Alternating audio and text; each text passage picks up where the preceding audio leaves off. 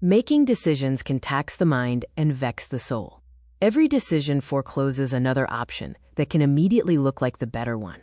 Buyer's remorse is real. Looking backward, one can see a trail of bad choices. Looking forward, one sees more and more risk, until every decision seems fraught with peril, freezing the will. Making decisions has a lot to do with foresight, prediction, and control. We want to control outcomes more than make the decisions that lead to them, because we know that every decision comes with risks of unforeseen and undesired outcomes. We thus try to follow sound and rational decision-making processes, carefully weighing all factors, and even getting expert advice. Yet we still err, it seems like, just as often when relying on a sound process, and recognized experts as not.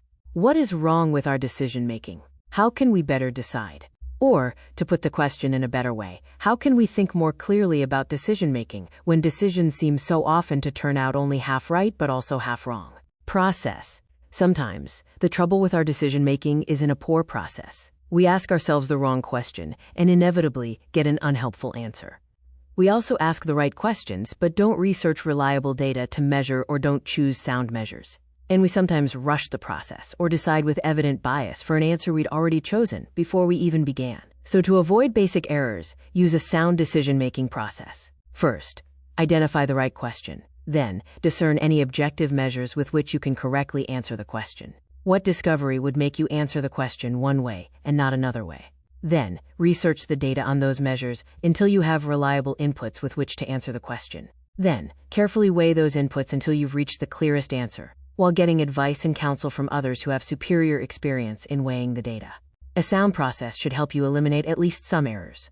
But also recognize that the more you obsess over decisions, the more you are exhibiting a frustrated sense of control. Certainty. Your obsession with making the one right decision may indeed reflect your subconscious acknowledgement that you don't have total control, not nearly. The first thing to recognize about decision-making is that it reflects our need for control, where the sense that we are in control is mostly an illusion. Certainty-seeking is control-seeking. When making decisions, we assume some degree of predictability and therefore that we have some degree of control over the decision's outcome. Outcomes sometimes align with our plans, fostering that illusion of control. We especially feel the urgent need to control the outcome of big decisions like whom to date and marry, but also consequential decisions like what education and career to pursue, what job to take, and where and how to live. Even the smaller questions like how to spend, save, and invest money, and what vehicle to acquire on what terms, can loom with the weight of significance. But we largely don't have the degree of control that we seek. The variables are far too many. The best process with the best inputs can still lead to surprising outcomes, sometimes for the better, but sometimes for the worse, and most often just different.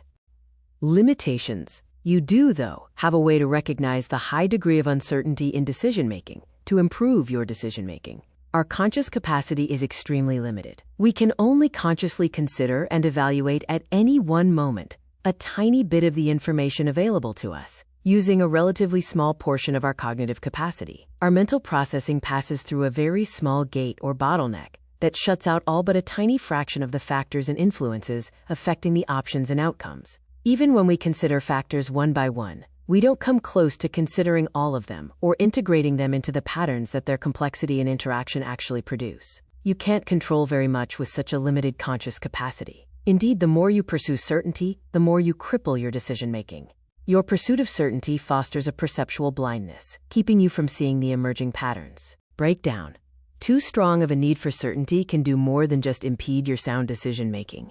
Seeking control and guarantees can also contribute to a breakdown of your psyche, soul, and spirit. Your need for certainty can cause you mental and emotional suffering. Your seeking of certainty and guarantees projects your fear and insecurity of unforeseen outcomes, especially of contributing to your own challenges and failures. Fundamentally, your need for certainty represents your fear of meeting the fears and insecurities that you have hidden in your darker unconscious.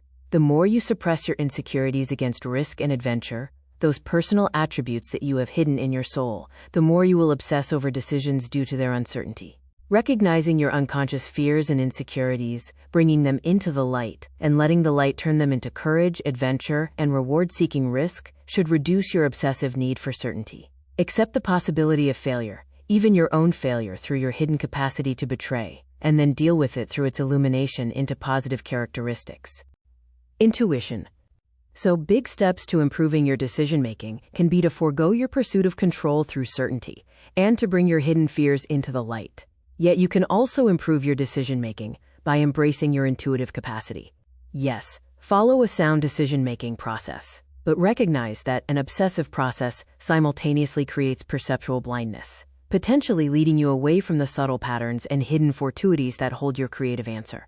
The answers to your question may be more numerous, broader, deeper, and richer than your decision-making process anticipates. Thus, keep an open mind for those patterns and fortuities. Indeed, welcome into your decision-making your unconscious intuitive capacity.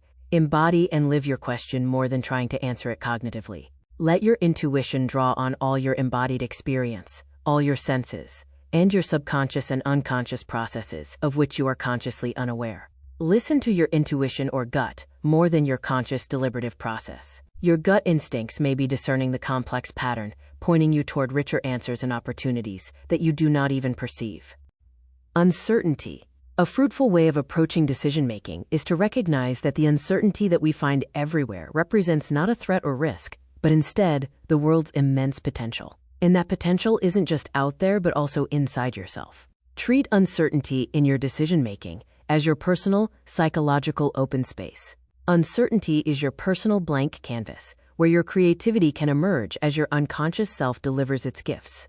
When you embrace uncertainty, you embrace your authentic self. Don't try to control all outcomes. Doing so is denying your expression of your genuine deeper self. Consider uncertainty to be a tide bringing you rich gifts. Scripture calls it casting your bread upon the waters, to see what return it will bring. Embracing uncertainty unlocks a deep, intuitive, and creative intelligence within you that certainty blocks.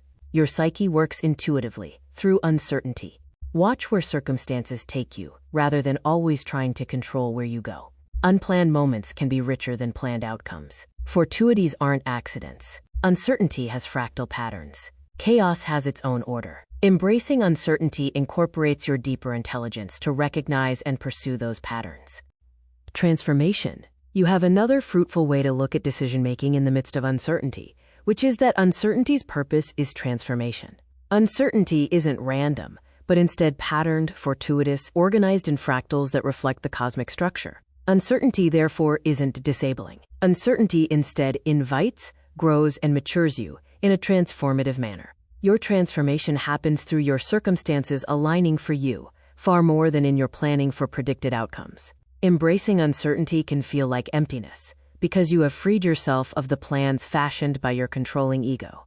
But learn to tolerate the discomfort of your emptiness, because only through your emptiness can you receive the new to fill you. Unconscious wisdom won't compete with your plans. It only emerges in empty containers. The unconscious delivers richer gifts than your conscious plans. Thus, seek your transformation over your making the one perfect decision. Let your transformation resolve your questions rather than your decisions resolving your questions. Your transcendent dimension creates new options and opportunities for you through your deeper intuited self. Don't seek what you should do as much as who you are becoming. Questions. Another fruitful approach to decision-making involves how you think about the questions you are trying to answer. The questions that you pose to yourself involve drawing from the unknown. Every time that you ask yourself a significant question, you invite the unknown and all of its potential into your soul. Doing so then gives you the opportunity to live out your question, not so much to answer the question as to let it transform you as its purpose and answer. Don't avoid your own questions, and don't seek certainty in your questions. Instead, let your questions plumb the vast unknown, the deeper the better. Then, let the tension of your unanswered deepest questions draw new psychological and spiritual capacities into and out of your soul. Hold in your psyche and spirit the full tension of the question, without seeking to force its resolution. Let the question's resolution emerge in your psyche's transformation. If your question involves two conflicting options, hold their paths side by side in your mind and soul until the third path emerges, that includes elements of both paths, but has its own character. Treat questions as resources, as doors to your expanding spirit and soul.